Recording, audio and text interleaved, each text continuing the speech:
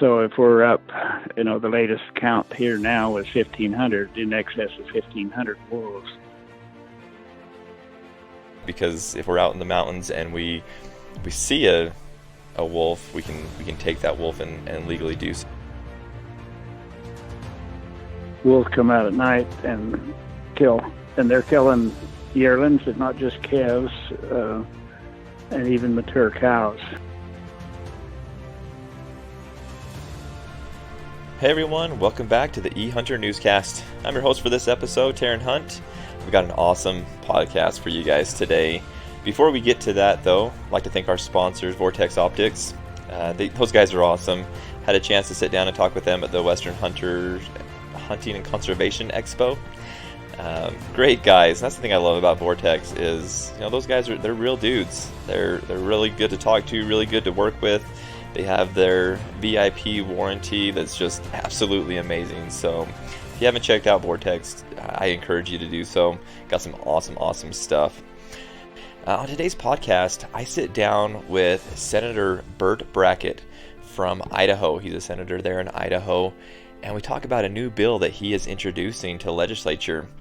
The bill covers basically year-round wolf hunting in Idaho to help lower the numbers. Really cool bill. This is an exciting podcast. I hope you guys enjoy it. If you do, please hit that subscribe button. Please leave us some comments. Leave us a review. Let us know what you think. And without further ado, here is my interview with Senator Burt Brackett.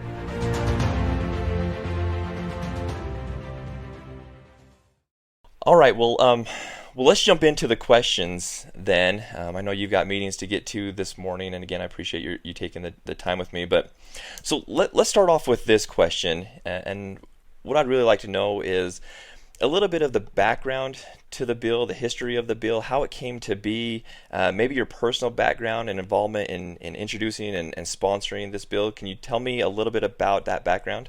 Certainly, Taryn.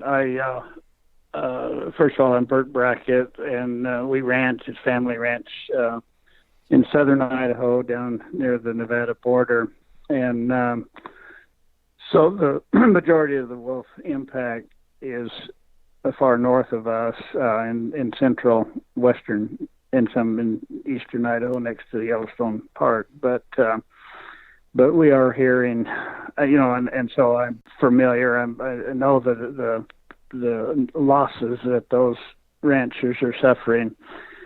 We're getting reports of seeing wolves in our area. It's Hawaii County and then northern Nevada, Elko County. And anyway, Fish and Game, and being objective, I guess, and fair to them, they are taking action to manage wolves, but they're doing it incrementally and a step at a time, but they've been very small steps in expanding seasons and expanding trapping, but they're still not. It hasn't been effective. This bill, and bill number is 1247, Senate Bill 1247, and it was in response to the real serious problem with wolf depredation, and I can go into more of the details on what it did, but it's in response to wolf numbers continue to increase, depredation continues to increase, and we just need to get a handle on it. Are you seeing that depredation across the majority of the state, or is there certain pockets that you are seeing that? There are pockets.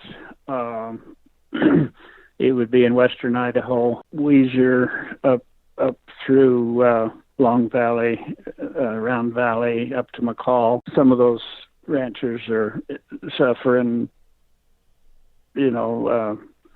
high losses during the summer pasture. There, the pasture land is open flats, but it's surrounded by, wooded timber areas.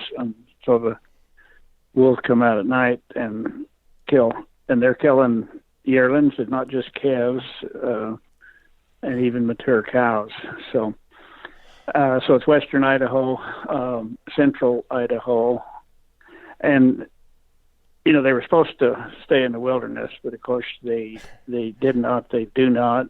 But so it would be kind of a band across south central Idaho, across through Sun Valley, and then up in Mackay, Chalice, Salmon, and Ledor in Lemhi River, and then there's some pockets over next to Yellowstone Park where they've had suffered tremendous losses. They don't really behave, do they? They didn't stay where they're supposed to stay. It seems like they just go where they want to and need to go to get food. It seems like I didn't realize they were traveling clear out down into Elko County of Nevada. That's pretty amazing. But we're seeing them here in Colorado as well. They're traveling and going where they need to go to find food, and it's sad to see that depredation across a lot of different spectrums.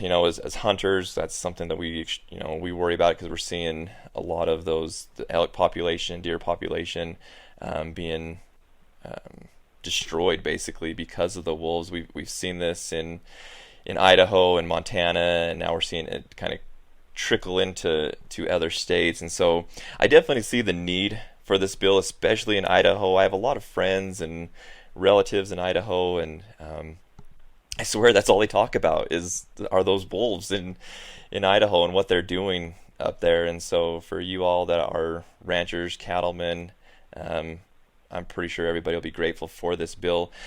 Let's talk a little bit about the bill. Can you tell me some of the details about the bill? For example, when can the wolves be hunted? Where can they be hunted? Is there some requirements around that hunting? Yes, and I struggled with this for several years. Just wasn't quite sure how to approach it. But what we came up with, we established, and this goes off of existing big game hunting units that Fish and Game has here in the state. And so we established designate chronic depredation zones. And again, those are hunting units are already designated. Chronic depredation zone, it's defined as a big game hunting unit. And again, these are already designated by the Fish and Game Commission. But it's where there has been confirmed depredation in 4 out of the last 5 years, preceding calendar years. And in other words, those units, they could change, at the end of each calendar year. They could change if more could be added, or some units could drop off, depending on where the depredation occurred. The other depredation, or the other zone that we established, are called wolf-free zones. And those are areas that don't have documented packs, and so we were attempting to, there's not wolves there now, don't want them there, and the attempt is to contain them, accept them where they were supposed to be in wolf reintroduction, but we don't want them to continue to expand their range. And basically that's south of the Snake River, south of Interstate 80, 84, and there's a strip. I think there's 11 zones there. So it comes down. Nevada's on the border, as well as part of Utah, and then Oregon on the west side of these wolf-free zones. The hunting that this opens up in those zones, and it's the same for the chronic depredation zone as well as the wolf-free zone, is that they can be hunted year-round. The only requirement is to have a valid hunting license and a wolf tag. And if you have those two things, then you can hunt them year round. Is there a limit to those tags? I think there currently is. There's not in my bill. That's kind of I'm sure there's a lot of those hunters out there that are really good at hunting wolves. In fact, I've seen several guys over there that are able to do a pretty good number on some of these wolves. So I'm sure that's one of the things they're wondering is will there be a limit on those wolves being able to hunt them year round? Yeah. Well, again, in my bill, there's not. And despite, I don't. They're hard to hunt. So I'm told. I've never gone out to hunt them, but what this does provide, though, if you come onto one, then you can take one. You can harvest one anytime during the year, and if a rancher, if they're depredating, if they're working on his cattle, well, then he doesn't have to call APHIS. He doesn't have to. He can just shoot them, and so it's a matter of being taking advantage of the moment. And same with hunters, same with any citizen. If they see one, they can take it. Which that's really good, because hunters are in the field pretty much all throughout the year, whether it's we find excuses to get out in the field as hunters, whether it be a big game hunt, whether it's shed hunting, whether it's just hiking. I mean, we try to find whatever excuse we can to get out in the hills and in the mountains. And so I think that's a great opportunity. I love that the bill covers that, because if we're out in the mountains and we see a wolf, we can take that wolf and legally do so. And I love the fact that ranchers have that opportunity as well, especially if they're taking advantage of a rancher's cattle. He should, I feel like, this is Taryn's personal opinion, should have that right to be able to manage that themselves and stop that from happening. So yeah. Well, and I couldn't agree more. The other thing that it does, it opens up, if you're out on a snowmobile recreating, if you happen to see a wolf, you got your tag with you, go for it. Yeah.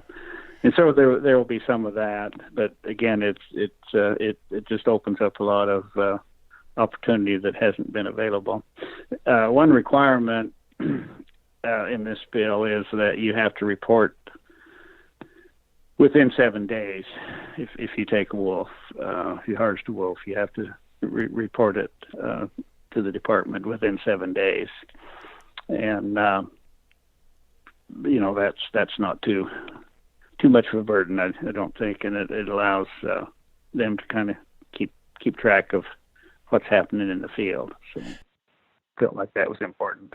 Yeah, absolutely. Do you know off the top of your head where they report that to? Is it directly to the Game and Fish, or is there a certain place they're supposed to report that to? It says report the take to the department within 7 days, so okay. It'd be directly to the Fish and Game Department, and several ways of doing that. But. Okay. Awesome. I would imagine they would want to know those numbers to see the impact that the bill is making, and I'll bet they see a lot of changes. I also read, we put it in our article, I believe, that this was just for Idaho residents. Is that correct? And is there going to be a possibility in the future that this may be applicable to non-residents? We don't address that specifically, but it would require, we said a valid hunting license, but if you have an out-of-state license, that's a valid hunting license, and you have a wolf tag, then you'd be good to go. Oh, wonderful. Okay, so even as a non-resident, we could do that. Which I guess that makes sense. Yeah, if we have that, if the requirements are a valid hunting license and a wolf tag, then we could do that. That would be, like I said, a lot of us hunters try to find excuses to get out into the field, and in doing that, we do travel to different states to hunt, because a lot of times we can't hunt in our own state that we're a resident of, and so that's great if we have that opportunity, or if we're just there, like you said, doing recreational activities. I know a lot of my friends and family from Utah travel to Idaho to do snowmobiling or hiking or whatever. So it'd be nice if they can pack a gun, and if they see it, we'll be able to take that wolf. Exactly. So, Senator, we already kind of touched on this question, but I want to ask if there's any other thoughts that you have on this, and what will be the impact on ranchers, cattlemen, landowners?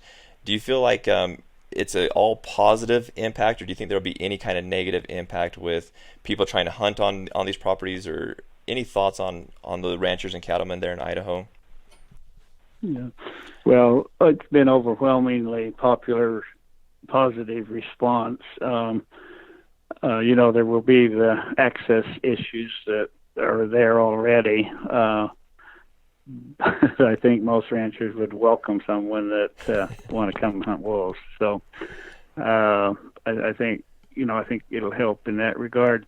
Realistically, I don't expect this to have a huge impact because wolves are so smart, so difficult, so evasive.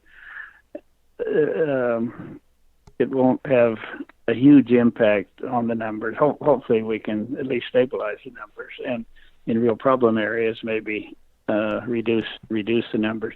Trapping is what I'm told is the most effective. I did not include trapping in this bill because it's a little more controversial. You get into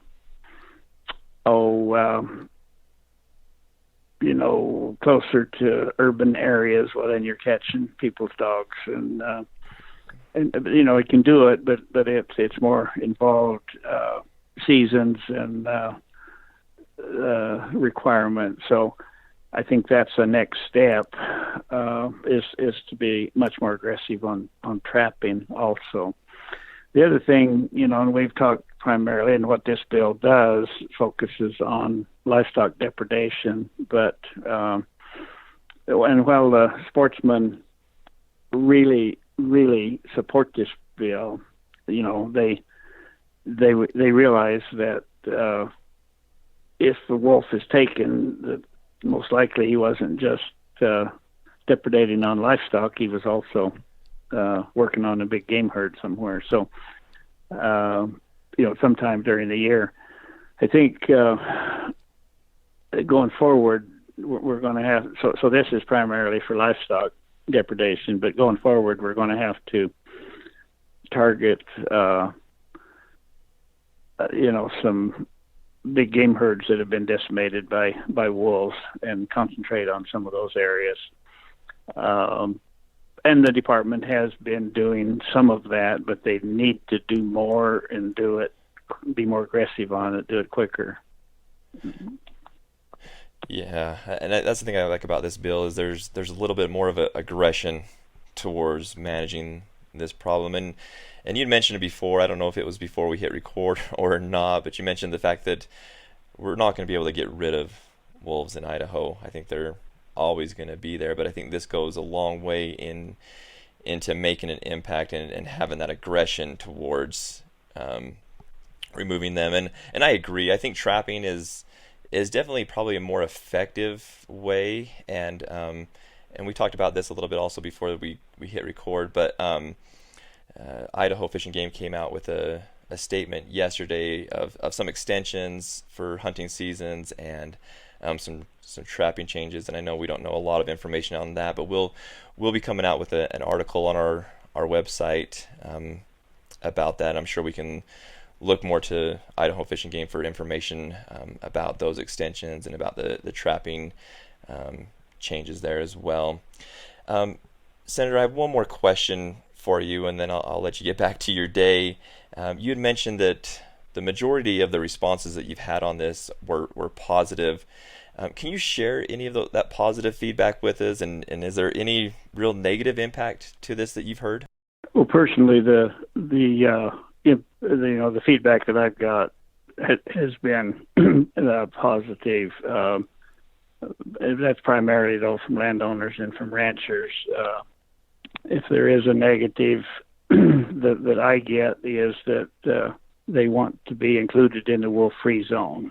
They want their area to be in the wolf-free zone, and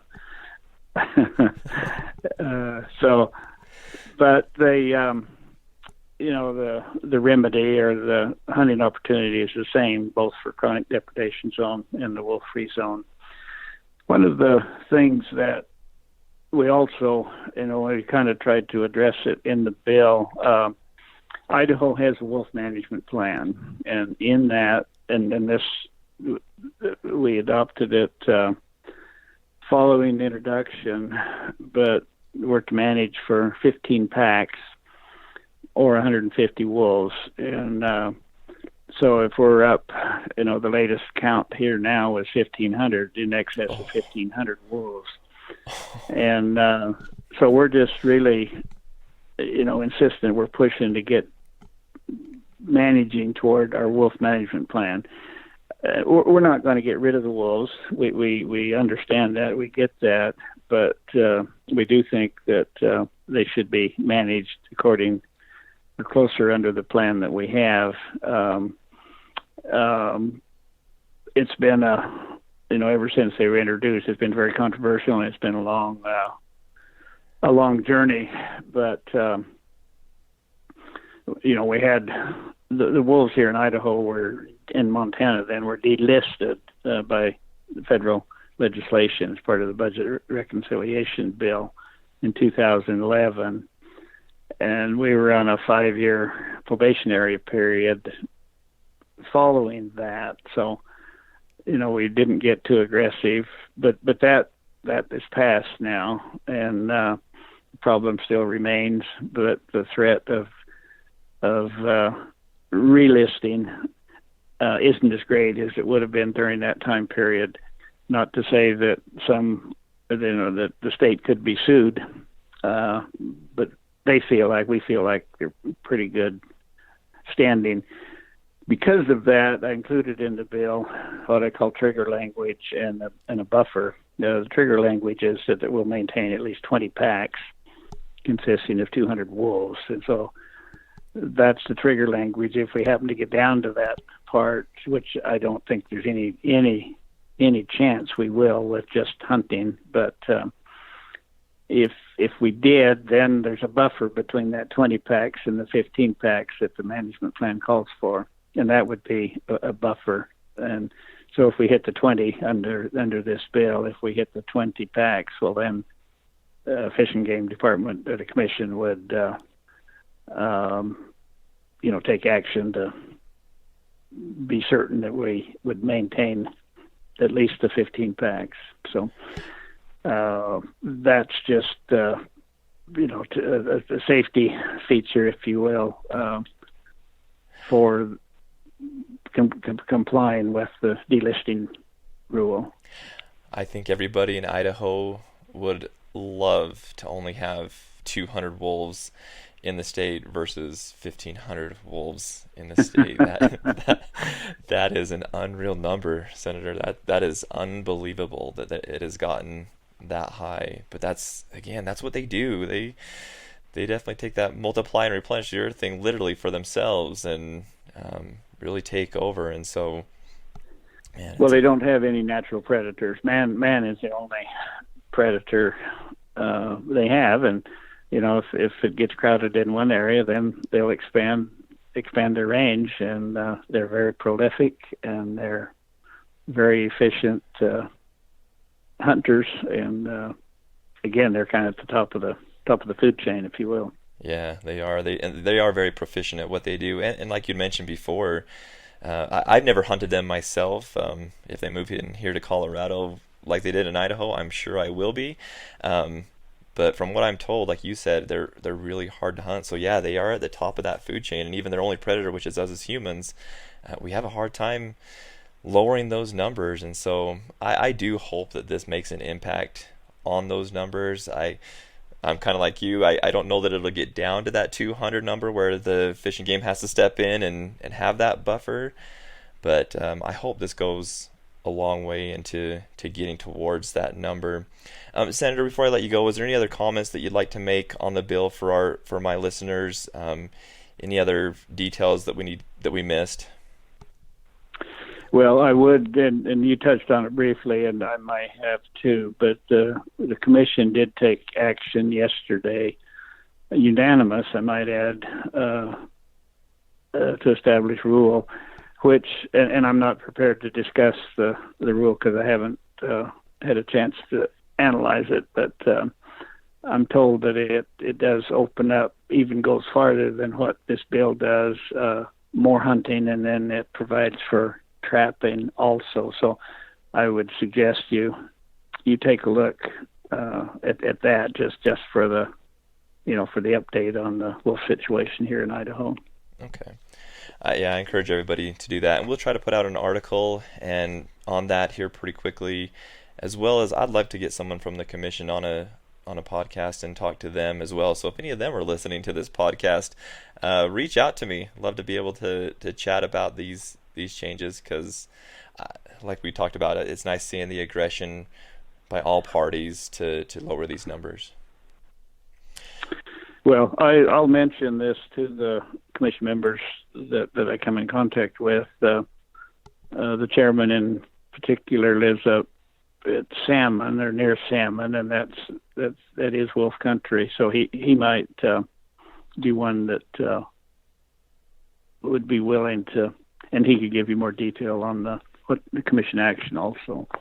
Yeah, I appreciate that. If you see him and talk to him, if you wouldn't mind giving him my email, or if you have his email that you could send to me, that would be wonderful. It'd be nice to get that information out to the public as well. Okay. Okay. Well, sounds good, and thank you. Yes. Thanks for the opportunity to visit with you this morning. Yep, thank you, Senator. You have a great day. All right, everyone. Thank you for listening to the podcast, and thank you to Senator Brackett for taking the time with me and recording this podcast. Also, everyone, please check out the show notes below. We'll attach some links to our sponsors, both Vortex Optics and Onyx Hunt. Go and check both of them out. They're amazing companies. Thank you for listening. If you would, please hit that subscribe button. That way you're notified when we publish new episodes. And if we deserve it, please give us that 5-star review and leave us a comment. Thanks, guys.